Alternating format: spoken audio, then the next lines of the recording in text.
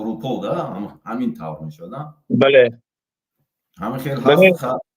بله عزت الله جان سلامت باشید برای دعوت به این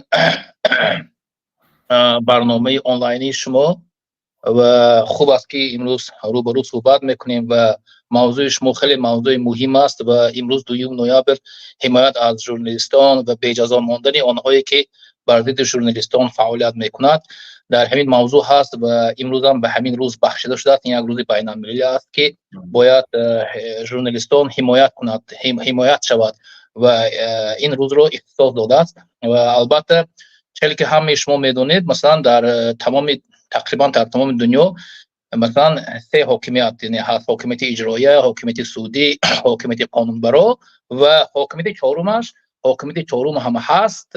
این حاکمیت یعنی مثلا مطبوعات، یعنی حاکمیت چهارم حاکمیتی که وابسته به ژورنالیست ها هست و به ژورنالیست ها اصلا به آزادی بیان، به مطبوعات، به روزنامه نگاران یگان کشور، یگان دولت، یگان جامعه، یگان حرکت حتی هیچ نمی رود و باید ژورنالیستان آزاد باشد، باید ژورنالیستان در یک فضای خوب فعالیت کنند.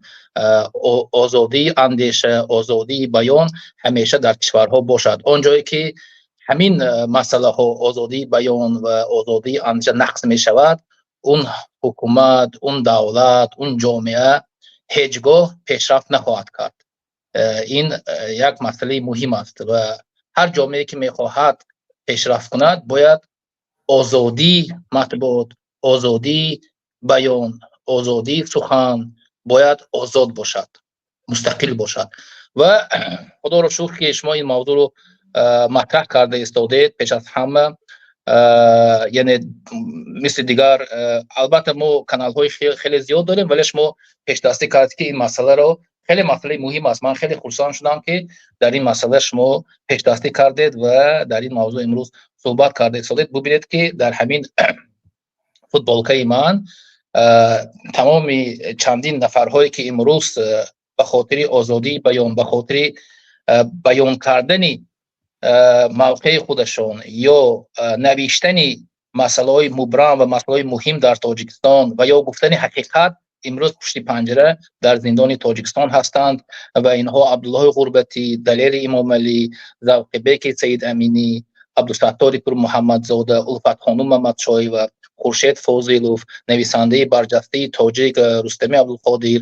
خلاصه در این عکس شما دیده استادید و تاجیکستان من شما افسوس است که چنین ابرمردها و چنین شخصیت‌های بزرگ و ژورنالیستان مستقل و حقیقتگو و آن نفرانی که حقیقت را می‌نویسند و حقیقت را می‌گفتند امروز با بهانه افراطگرایی و دهشت افکنی و تروریسم پشت پنجره به زندان‌های تاجیکستان زندانی هستند، یک محکوم به زندان شدند و مهلت‌های خیلی زیاد گرفتند.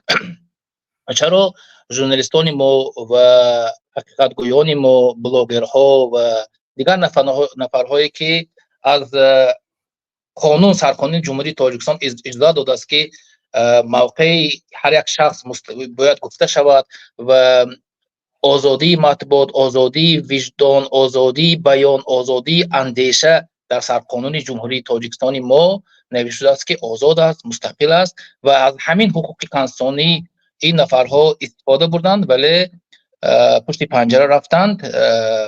چرا؟ یعنی حکومت جمهوری تاجیکستان ترکیب کردن همین شخصیت ها رو با نام افراطگرایی و دهشت افکنی و تروریسم انجام داده است. یعنی ببینید که برای جامعه جهانی تاجیکستان یک بهانه خوب رو پس اینجا مطرح کرده است که گویا که اینها نه ژورنالیست یا اینها حتی ژورنالیست هم باشد، حتی مطبوعاتی هم باشد، یعنی به جامعه جهانی تاجیکستان گفته است که نه، اینها افراطگرا، اینها دهشت افکن، اینها تروریسم است. با بازی افراطگرایی و تروریسم که واقعا یک غلط است، امروز مردم تاجیکستان به خصوص مطبوعاتچیان، ژورنالیستان چی می شود؟ سرکوب می شود. تمام همین نفرهایی که من گفتم، از محمد علی حید آغاز، از رحمت الله رجب، از زبید الله رازق، حکمت الله سیف الله زاده، و این نفرایی که من گفتم، عبدالله غربتی، دلیر امام علی، زوخیبک سعید امینی، خورشید فاضلوف، الفت خانم محمدشایوا، همه اینها در پروندهش افراطگران نوشته شده است. همه این نفرها در پروندهش دهشت افکن نوشته است، یعنی وابسته، یعنی ترور و تروریسم نوشته شده است. واقعا یک چیز صعب است که امروز باعث افسوس است که همین سرکوبگری با همین علامت‌های منفی یا با همین موضوع خیلی نامناسب انجام می شود.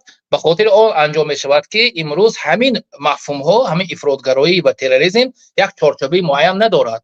هر نفر افراطگرایی با یک چارچوبی خودش میفهمد. در جامعه جهانی امروزی ما شما همین چیز وقتی که معلوم نیست، به خاطر همین تاجیکستان امروز با بازی افراطگرایی یا با بهانه افراطگرایی مردم تاجیک را سرکوب کرده ایستاده است. حالا با همین بهانه نه تنها ژورنالیست ها، حتی دیگر نفرهای زیایان اینتلیگنت ها به مثل شاکر جان حکیموف، بزرگمهر یاروف یا نفرانی که واقعا برای تاجیکستان میخواهند که تاجیکستان پیشرفت داشته باشد، یا نفرهایی که میخواهند که تاجیکستان در جامعه جهانی امروز مثلا نامش معرفی شود، آنها سرکوب شده ایستاده است. مثلا یا اقلیت هایی که در تاجیکستان حضور دارند یا زندگی میکنند به مثل روشانی ها و مری ها که سال 2022 ما دیدیم که چگونه حکومت جمهوری تاجیکستان با بهانه تروریسم و اکستریمیسم آنها را سرکوب کرد. با سلاح های وزمین، با توپ و تانک ها وارد روشان و مر شدند و صدها نفر مردم تاجیک را به خون کشیدند، به قتل رسانیدند. و به خاطر همین امروز حکومت جمهوری تاجیکستان را ما یک حکومت سرکوبگر میگوییم، حکومتی که واقعا با شدیدترین، با نمیدونم کدام ترمین را استفاده برم، یعنی با شدیدترین موقع امروز نه تنها ژورنالیستان، تنها مردم حتی عادی رو هم سرکوب کرده ایستاده است. و همین سرکوبگری هم مثلا به مخالفان هم دخل دارد، یعنی مخالفان ها هم با همین افراطگرایی و تروریسم سرکوب کرده ایستاده است.